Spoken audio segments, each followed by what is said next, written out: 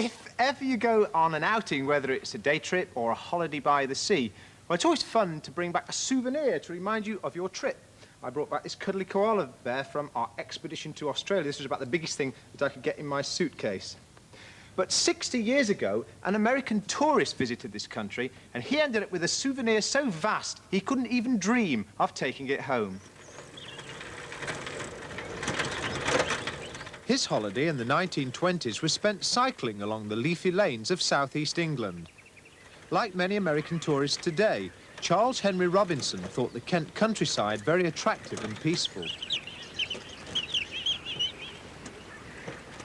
But one day in particular, he came across a sight which struck him as the most beautiful thing he'd ever seen.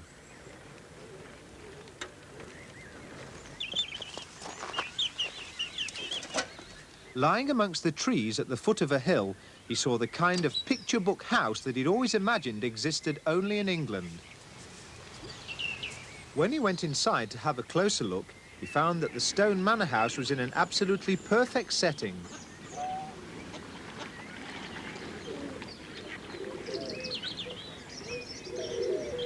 Watching the ducks and the doves, Charles Henry Robinson could hardly believe his eyes.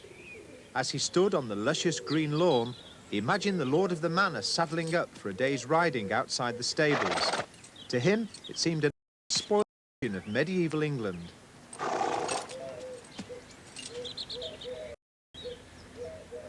The house that Charles Henry Robinson saw that day was Ightham Mote near Sevenoaks.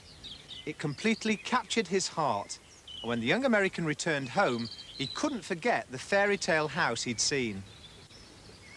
It was 30 years before the, by now, very wealthy Mr. Robinson returned to England. Then, in a shop window in London, he saw, quite unexpectedly, a picture of Ightham Mote and wasted no time in going to see it again. The house was for sale. Mr. Robinson couldn't believe his luck. He immediately made up his mind to buy it and offered the owners a generous price. They accepted. But on his way back to America aboard the Queen Mary, Mr. Robinson had second thoughts. What was the point of buying a house 3,000 miles away? He wrote to say he'd changed his mind, but he never posted the letter. When he arrived back in New York, it was still in his pocket. And 30 years after he'd first seen it, the American millionaire Charles Henry Robinson became the proud owner of a medieval manor house. He liked Ightham Mote so much that until he fell ill in 1973, he spent every summer in his English home.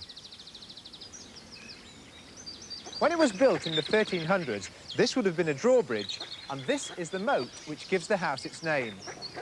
When Henry VIII was king in the 1500s, an English nobleman's home was his castle, and the drawbridge and the moat really did protect the lord of the manor from the threat of attack by his enemies.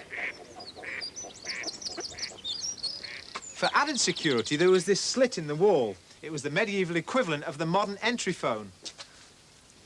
You could either speak into it or you could pass a letter through it, but you couldn't get in unless the man on the other side liked the look of you. Hello? Can I come in?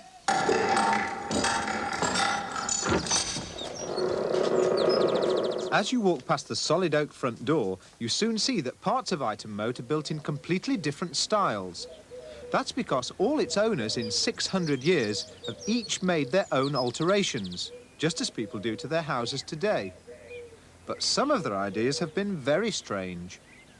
Come on, Goldie, this looks interesting over here. Come on, come on. Now then, Goldie, how about this for a dog kennel, eh? That's far grander than anything you've ever seen before, isn't it? And that's not surprising because it was built for a St. Bernard, not a golden retriever, by the man who owned Ightham Mote about 100 years ago. His wife had a St. Bernard called Dido, and so that they'd both be comfortable here, he gave Dido her own stately home as well. Now then, are we going to try it out? This is a bit posh, isn't it? Go on then, go and have a look. Now then, what's the verdict? Hey? Oh, you're wagging your tail anyway. Goldie, settle down. Now look, I'm going to have a look round the house, right? So you stay there and be a good dog, and I'll come and see you in a bit, all right? I suppose you'll be wanting your meals on a silver dish now, won't you? Stay there, good girl. Sit.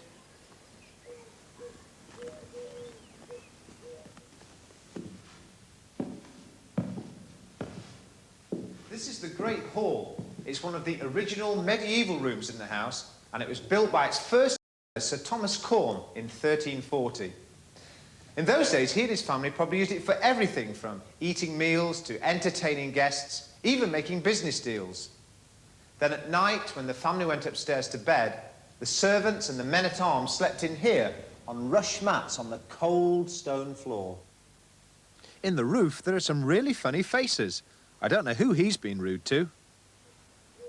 I think Goldie was happy with Dido's kennel in the courtyard before exploring another side of Ightham Mote's history. The story goes that when they were putting in the oak panelling last century, they made a gruesome discovery. No one knows whose skeleton it was. If you saw Blue Peter's film about the anniversary of the Battle of Bosworth, you might remember how King Richard III lost the crown of England to Henry VII. The long wars of the Roses between the families of York and Lancaster ended at Bosworth. God save King Henry! Links with those times can still be seen at Ightham Mote, if you know where to look. This design is the emblem of King Henry VIII. Tudor families used badges to show who they supported. We like wearing badges today, but then badges were even more important. The red rose of the House of Lancaster, the royal coat of arms, and the Tudor red and white rose all show that Ightham Mote's owners were firm followers of King Henry VIII. The pomegranate was the emblem of Henry's first wife. The windows must have been made before Henry divorced her. With Ightham Mote's new watchdog well at home in her outsized kennel, I carried on exploring. This is the crypt underneath the chapel. You can see they obviously meant things to last in the 14th century because the walls are over 1 metre thick. They might be strong, but they're also full of holes. When they were building Ightham Mote 600 years ago, obviously metal scaffolding hadn't been invented, so they used wood.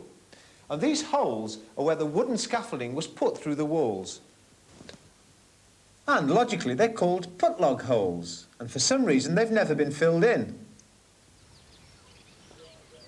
There's a good girl. You have been patient, haven't you? Good dog. Did you find any 600-year-old bones in there? Any ghosts? Didn't see the ghost of Dido, did you? Come on then, let's go. Like the man who built the stately dog kennel, all of Ightham Mote's owners have somehow left their mark, including the American tourist who discovered it on his cycling holiday. Sadly, Mr. Robinson died this year, but in his will he left Ightham Mote to the National Trust. So, thanks to his generosity, this beautiful medieval manor house will be preserved for everyone to enjoy. And if you haven't got a stately kennel for your dog, well, how about a stately four-poster bed? This is the latest in a long line of luxury accessories for pampered poochers. Well, what do you think of it, Goldie? Well, she's keeping sat there anyway, which is something. You can see it's far too small for her, but I think she's taken to it at the moment. Well, these four-poster beds really are being manufactured for dogs. The only problem is the price tag, £150. No chance of you staying there. You have to put it with your old blanket. Room for one more in there? Yeah, there might be. I think she wants to stay there, though. Well, you stay there. You haven't got a hope. It's obviously not haunted, then. No. Well, you stay there and make the most of it. Yeah, she's going to want a tiara next.